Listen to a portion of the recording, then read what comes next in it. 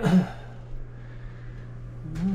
go see if the Orient Express will even fit in some of these spots. I don't think it will.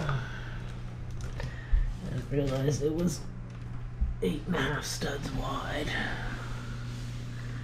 It's gonna be too wide coming in here.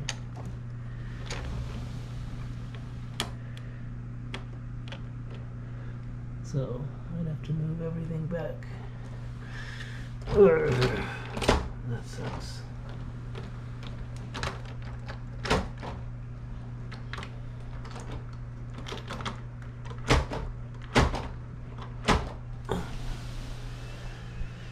I'll figure something out. Maybe a little platform or something.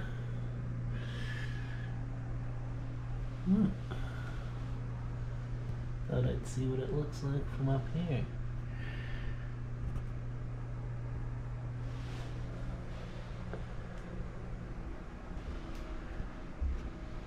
Alright. Well, I'll have to figure something out.